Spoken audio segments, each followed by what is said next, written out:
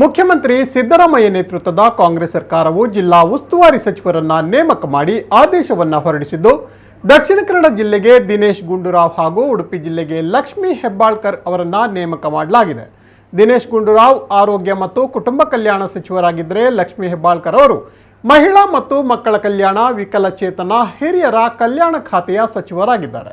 ಉಪಮುಖ್ಯಮಂತ್ರಿಗಳು ಹಾಗೂ ಸಚಿವರುಗಳನ್ನು ತಕ್ಷಣದಿಂದ ಹಾಗೂ ಮುಂದಿನ ಆದೇಶದವರೆಗೆ ವಿವಿಧ ಜಿಲ್ಲೆಗಳ ಉಸ್ತುವಾರಿ ಸಚಿವರುಗಳಾಗಿ ನೇಮಕ ಮಾಡಲಾಗಿದೆ.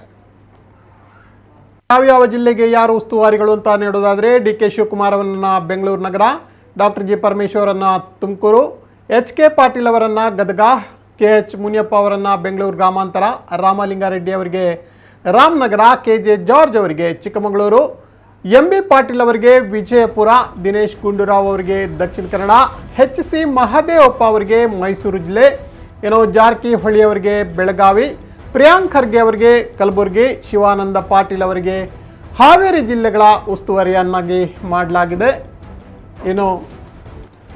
ಬಿಜೆಡ್ ಜಮೀರ್ ಅಹಮದ್ ಖಾನ್ ಅವರನ್ನ ವಿಜಯನಗರ, ಶರಣಬಸಪ್ಪ ದರ್ಶನಾಪುರ ಅವರನ್ನ ಯಾದಗಿರಿಗೆ, ಈಶ್ವರ್ ಬಿ ಖಂಡ್ರೆ ಅವರನ್ನ ಬೀದರ್ಗೆ, ಎನ್ ಚೆಲುವರಾಯಸ್ವಾಮಿ ಅವರನ್ನ ಮಂಡ್ಯ ಜಿಲ್ಲೆಗೆ, ಎಸ್ ಮಲ್ಲಿಕಾರ್ಜುನ್ ಅವರನ್ನ ದಾವಣಗೆರೆ, ಸಂತೋಷ್ ಎಸ್ ಲಾಡ್ ಅವರನ್ನ ಧಾರವಾಡ, ಡಾಕ್ಟರ್ ಶರಣ್ ಪ್ರಕಾಶ್ ಪಾಟೀಲ್ ಅವರನ್ನ ರಾಯಚೂರಿಗೆ, ಆರ್.ಬಿ. ತಿಮ್ಮಾಪುರ ಅವರನ್ನ ಬಾಗಲಕೋಟೆಗೆ, ಕೆ. ವೆಂಕಟೇಶ್ ಅವರನ್ನ ಚಾಮರಾಜನಗರ, ತಂಗಡಗಿ ಶಿವರಾಜ್ ಸಂಗಪ್ಪ ಕೊಪ್ಪಳ, ಡಿ. ಸುಧಾಕರ್ ಅವರನ್ನ ಚಿತ್ರದುರ್ಗ, ಬಿ. ನಾಗೇಂದ್ರ ಅವರಿಗೆ ಬಳ್ಳಾರಿ, ಕೆ.ಎನ್. ರಾಜನ್ ಅವರನ್ನ ಹಾಸನ ಜಿಲ್ಲೆ ಉಸ್ತುವಾರಿ ಸಚಿವರನ್ನಾಗಿ ಮಾಡಲಾಗಿದ್ರೆ, ಬಿ.ಎಸ್. ಸುರೇಶ್ ಅವರನ್ನ ಕೋಲಾರಕ್ಕೆ, ಲಕ್ಷ್ಮೀ ಹೆಬ್ಬಾಳ್ಕರ್ ಅವರಿಗೆ ಈಗಾಗಲೇ ಉಡುಪಿ, ಮಾಂಕಾಳ್ ವೈದ್ಯ ಅವರಿಗೆ ಉತ್ತರ ಕನ್ನಡ, ಮಧು ಬಂಗಾರಪ್ಪ ಅವರಿಗೆ ಶಿವಮೊಗ್ಗ, ಡಾಕ್ಟರ್ ಎಂ.ಸಿ. ಸುಧಾಕರ್ ಅವರಿಗೆ ಚಿಕ್ಕಬಳ್ಳಾಪುರ ಜಿಲ್ಲೆಗೆ ಉಸ್ತುವಾರಿಯನ್ನಾಗಿ ನೇಮಕ ಮಾಡಲಾಗಿದೆ.